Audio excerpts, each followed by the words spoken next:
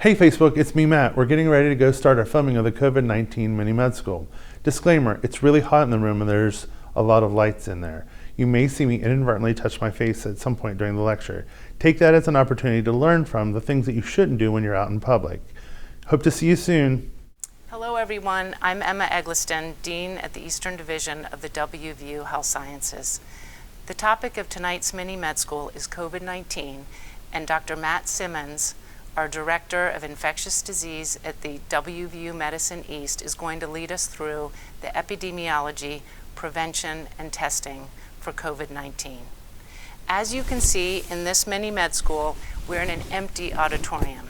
Usually, this auditorium is full of community members asking great questions and interacting with the speaker. This auditorium right now reflects the social distancing that we're all engaged in across our nation and our society. Staying apart from each other more than we're used to in public spaces is critically important for the prevention of the spread of this disease, as well as protecting the most vulnerable amongst us.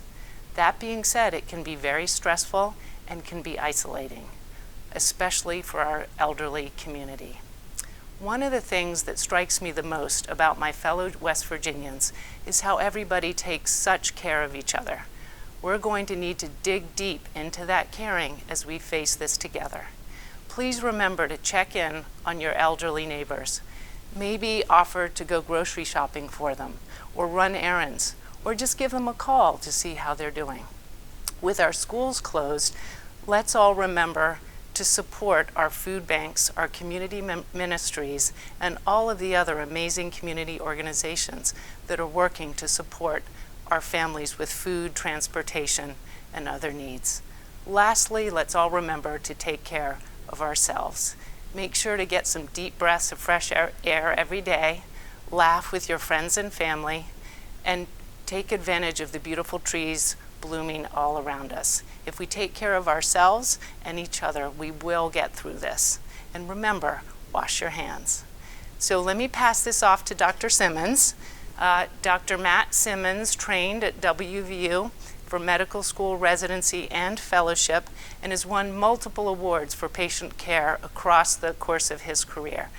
This commitment to patient care and to his community has been on full display as he has led us through our response here at WVU Medicine East. We are deeply grateful to Dr. Simmons.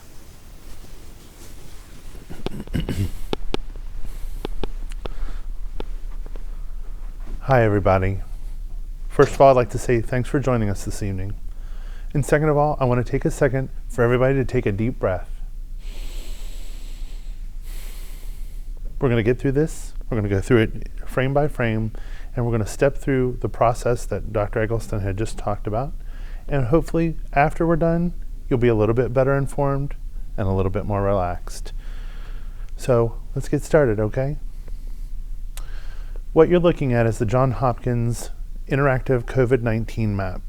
This capture was taken from 7:53 this morning and reviews the number of cases worldwide along with the number of deaths and the number recovered. The reason I put this up here is not because I want you to focus on the number of cases that are there, but I want you to focus instead on the number of people that got better.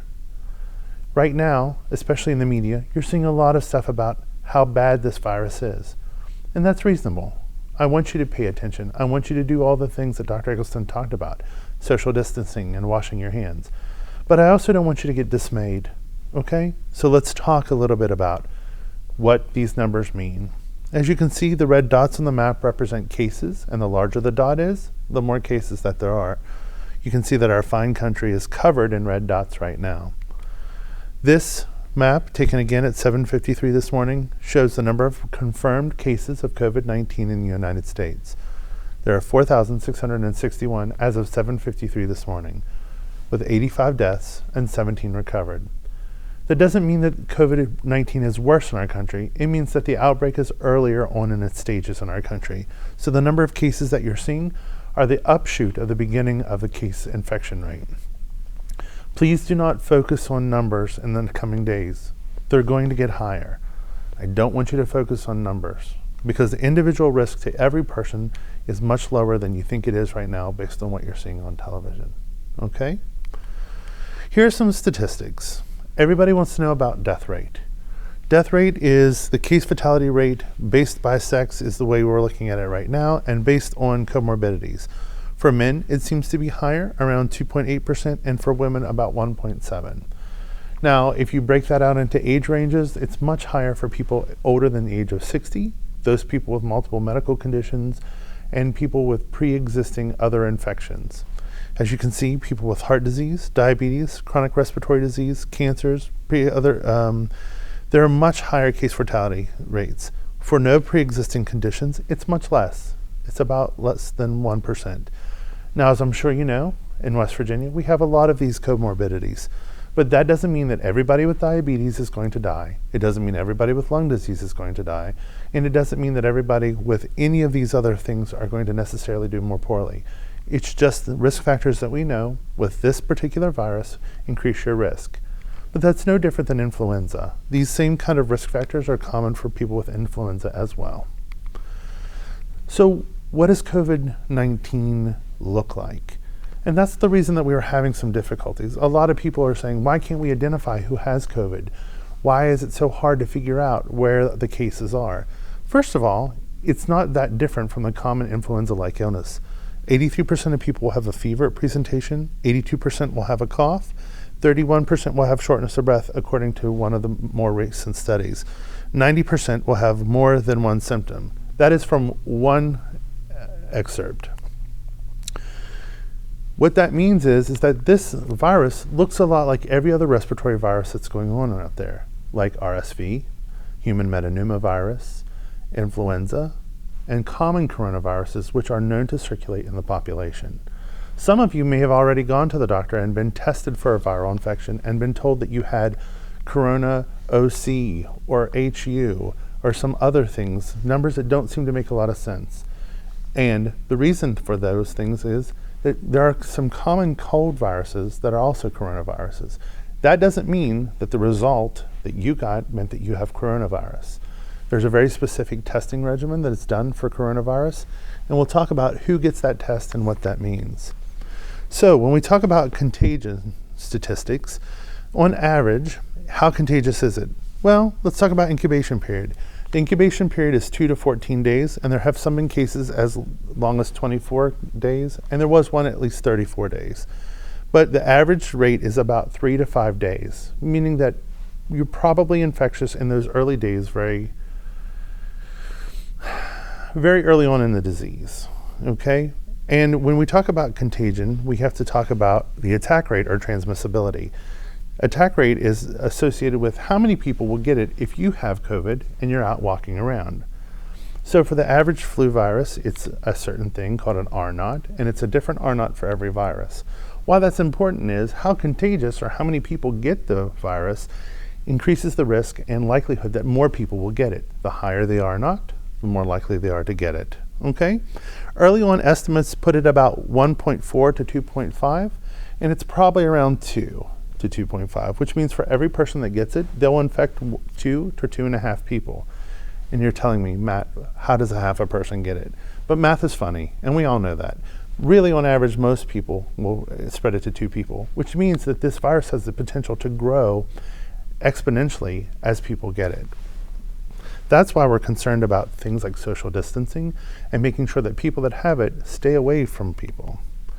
So you see, we were talking about it. This is another thing I was talking about with the R0. R0 shows for COVID-19 2 to 2.5. For H1N1, it's 1.2 to 2.6. For Ebola, it's 1.6 to 2. For SARS, it's 2 to 4, and MERS for 2.5 to 7.2. This doesn't mean that coronavirus is as bad as Ebola or MERS or SARS. These are just some examples of how many people will be infected in a person who's infected by it. You can see that the R0 for some of these other diseases, such as diphtheria, Ebola, measles, are much higher.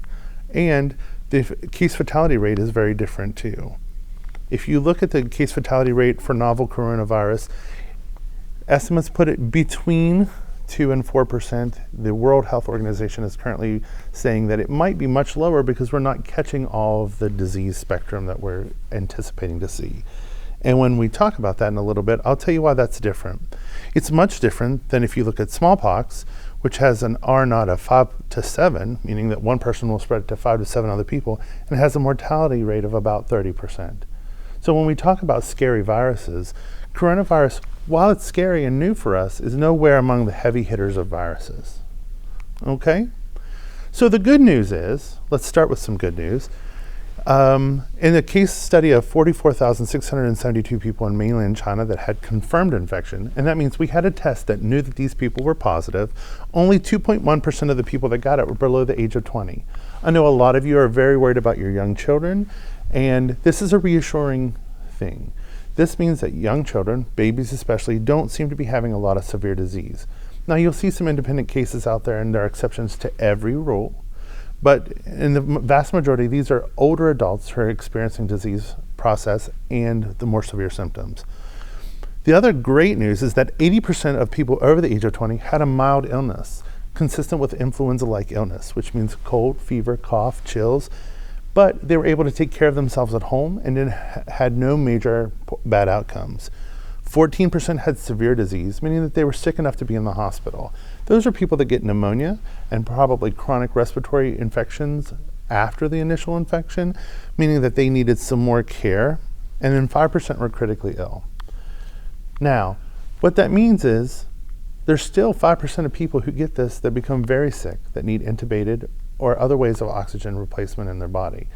Why we're concerned about this, and this is what I want to stress to you, is not the fact that a bunch of people are going to get sick, like the vast majority, but still 5% of the population, if a big number of those people get sick, could get really sick. And so even though it's only 5% of the population, we have to protect that vulnerable 5% of the population. Number one, because in the United States, we have X number of hospital beds and ICU beds, and ventilators and other things that I'm sure you're all having questions about. But the truth of it is that 5% of the population getting critically ill, while it's a big number, is not a catastrophic number like 30%. Who's at risk for getting really sick? Well, we think it's probably people older than the age of 60. The mortality rate definitely increases after the age of 60, and especially after the age of 70. Pregnant patients, we think that there's probably some severe outcomes for pregnant patients, but not for the babies themselves. More than half of those who are ill enough to have pneumonia, and that's not necessarily the critically ill people, but that 14% that we talked about before who got sicker, had diabetes, heart disease, chronic vascular or venous disease, and chronic lung issues. So what we already know about this is that sick people get sicker. This is not something that we don't know. It's something that we don't necessarily think about every day, but it's these people who are older than the age of 60 in West Virginia who are more likely to have heart disease, diabetes, chronic lung disease. How long are you infectious? Well, probably weeks. And when I say weeks, it sounds like a long time, but the common cold lasts 10 to 14 days. So this is not out of the realm of reality. There is no specific treatment for it right now except supportive care, which means we give you fluids, we give you oxygen, we treat your fever, and other things like that. And we know that steroids are not helpful. So who's at risk? Let's talk about that. Right now, for the average American, the risk is still somewhat low, okay? People who are at risk are those who are closer than 6 feet for longer than 10 minutes. And those who are at the highest risk are people who spend a very long time close to people, such as doctors and nurses, and people providing services that require long-term, close face-to-face contact. People who are less likely to be ill are people that you walk by in the street, people that you pass in the grocery store, people that you might share an office with but sit 2 or 3 cubicles over, okay? So let's talk about some of the frequently asked questions, because really that's why you're watching. You're not here to learn about how to be an expert in virology for coronavirus. You want to know what you can do to protect yourself and what are the main things you need to know. So let's start with the most controversial thing. Should I travel? Well, it depends on where you're traveling to and for how long and what mechanism.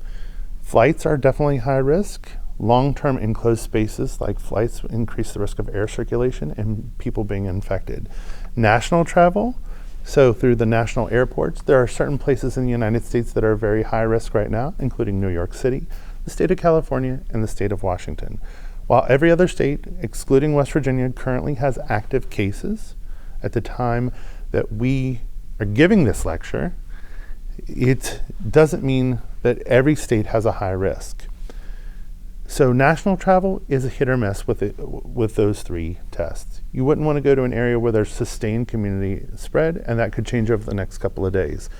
Remember, everything that we're talking about is changing so rapidly that information that I give you tonight might change in a day or two. How about international flights? Right now, the president is making a lot of comments about what we could and couldn't do as far as travel. China and major parts of Asia, the United Kingdom, and Europe are all considered high risk right now. But that doesn't mean that every single place that everyone's traveled is high risk. There is definitely multiple countries where there's COVID-19 circulation, and you'd have to use your best judgment. My suggestion to you is if you're traveling internationally, you think about it again, because flight availability is changing frequently, and not only is the United States closing their borders against some countries are closing their borders against United States citizens. You don't want to be trapped somewhere and not be able to get home. Vacations. This is tough too, because you've been planning your vacation to Disney World for 4 or 5 weeks. Guess what? Disney World's closed right now. Before you go on any major vacations, you need to check with your workplace to see what their policy on travel is right now, and make sure that wherever you're going has a policy that they're still open. A lot of places are closing or refunding people right now. So if you're thinking you might not be able to travel, earlier is better to cancel your trip and possibly get back most of your money. For work, should you travel for work? Most workplaces are canceling non-essential travel. Now, if you travel as part of your work, that could be difficult. But a lot of employers are asking their employees not to travel even for work. A lot of conferences, including healthcare conferences, have been canceled for this month and probably next month. So check with your employer and make sure that if you're going to travel, you still need to. Frequently asked questions, what about my day-to-day life? And that's really what's concerning for us. You want to know what's going on. Should I go to the gym? Well, where do you go to the gym? How many people are there? What time of day do you go? Is your gym open? Do they have ways to clean the equipment? These are all things you need to think about. As Americans, we're not used to having to plan this kind of detail in our day-to-day lives. But for the next several weeks, maybe even months, we need to think like that. Should I go to the bar, the lounge, the movie theater? Some states are already canceling these kind of things, and so you need to make sure that if you're planning to go to the movies, if you're planning to go out for dinner, that you know what the regulations are. If you're currently living in Maryland watching this, your restaurants are closed. In West Virginia, they're still open. But you can consider things like ordering takeout or drive-through instead of sitting in a crowded area. Remember, the CDC recommended earlier this week that groups of no greater than 10 should be what we should focus on. Most restaurants have more than 10 people. Should I go to church? Spirituality is an important part of a lot of Americans' day-to-day life. And so you need to question, what is it that my church and religious services are going to do? A lot of people are doing online church services right now. So ask your pastor or priest or deacon if there's an option for you to do that, especially if you're elderly and have medical problems. If those availabilities are there for you, you need to take advantage of them. Should I go to, and add wherever you would like to go. If you're traveling, think about where you're going. Why are you going? Is it necessary that you go? Do you need to buy something? Or are you just going because you're stir crazy in the house and want to get out? Think about the reasons why you need to go. Think about who you're exposing and who you could potentially bring home virus to. Let that guide your decision on whether or not you need to go. When should I get tested? There's a lot of information about testing out there right now, and it depends on who you are, where you are, and what you're doing. People that are high risk are healthcare professionals and people who are in close quarters with people for a prolonged period of time, people with known contacts, and people who have traveled to high-risk areas. For the average person living out there, there is some risk depending on the fact of where you live and who you're interacting with. But still, at this time, there's a lot of people who are worried about being sick, who are much more likely to have flu or another virus than they are to have COVID-19. Please remember, every person that needs to be tested is using a resource that we're still trying to ramp up. So while we appreciate and are concerned about all of your concerns, we want to make sure that the people who need to get tested the most get tested and at the appropriate times. Why can't I get tested? Well, right now, people that are not getting tested are people who don't have risk factors. If you haven't traveled, if you don't have symptoms, or if your symptoms don't seem to line up exactly with COVID-19, some places are electing to test higher risk patients first. It doesn't mean that eventually you won't be able to get tested. It means right now, the president asked us to prioritize who we're testing. And that's, we want to test people who are most likely to have the virus so that we prevent its spread. People with symptoms definitely qualify, but as we talked about before, what are the symptoms? And you can't just take the symptoms into account. You need to look at the other risk factors that you have. Testing availability. Are there enough tests? Well, that's also a complicated picture. Test numbers are increasing as we go on, and there will soon be more and more tests available. But right now, the tests that we have are available for those people who meet the highest criteria. Why can't the ED test me? It's not that the ED can't test you, that in most states there's some kind of prior authorization protocol that you go through. You have to meet certain criteria, which is laid out by the CDC and adapted to the state's ability to provide testing. And those people who are given the test go through that process. Your healthcare provider will talk to somebody in infection control. That person in infection control will then talk to the state or the lab that's doing our testing and make sure that we meet criteria. If at all we can get you tested, we will. But right now you have to trust that the people that we're testing for good reason, and the people that are not getting tested is because we have to prioritize those resources to the people who are at highest risk. Why can't my doctor test me? Right now, testing centers are opening up all over the country. And like I said, in a couple of days, this will have all changed.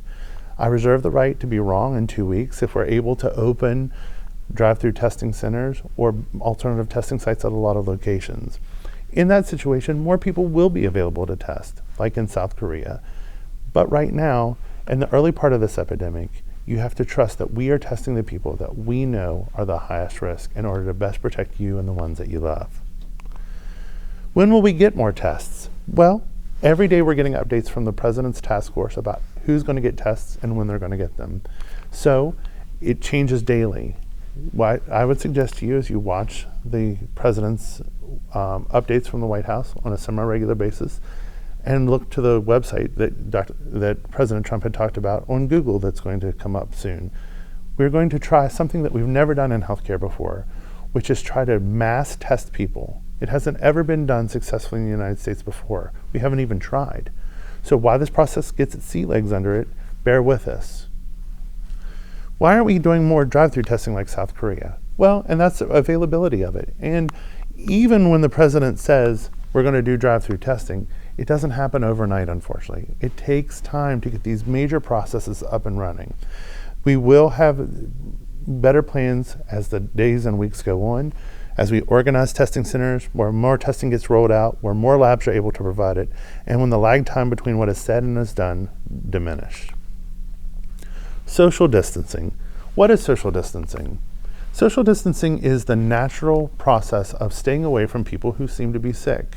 We do that already. If someone's coughing, you don't stand right beside them, you move away. However, we're asking you to do that with a lot of people right now. Why? Because people who are not contagious or mildly contagious can still spread the disease for maybe a day or two before they start showing symptoms. So we have two mottos at West Virginia University East. One is 6 feet can't be beat. That helps you remember how far you need to stay away from people. About 6 feet, okay? And say hey from across the way, meaning that if you can say hi to somebody instead of shaking their hand, that would be the plan. How can I make social distancing happen in my life? Right now, everyone's really conscious of it. So avoid shaking hands, avoid hugging, avoid standing close to people at the deli, in the grocery store, or in lines at the grocery store. Try to put distance between yourself. Make a conscious effort to think, how close am I standing to other people, and can I spread that distance out? Naturally, Americans have a pretty big personal space bubble, but we need to be a little bit cognizant of that right now and make sure that we're doing those things. Hand washing. If you're like me, your kindergarten teacher taught you how to wash your hands, even though your mom probably taught you before that. What it is 30 seconds, or say your alphabet, or sing 1 pink elephant to 10 pink elephants twice in a row with soap and water, making sure that you cover all the surface of your hand, for long enough with warm water and a soap. It doesn't have to be an antibacterial soap. Just plain old Dove or Ivory soap will work, but if you have antibacterial soap, that's not bad either. This is how to wash your hands. Look through the steps really quickly. I feel kind of bad telling you how to wash your hands, but this is here. You can definitely take a quick second to look at it, and if you need to, there's a thing on the CDC and the World Health Organization. Okay? Hand sanitizer is great. Everybody in the world bought hand sanitizer in the last couple of weeks, I'm sure. But how do you know how to use it? Do use it when you touch things that might be contaminated, like grocery store handles, door handles. Make sure you use enough. Make sure that you do wait until your hands are dry after use before touching anything. Don't use it when your hands are visibly dirty.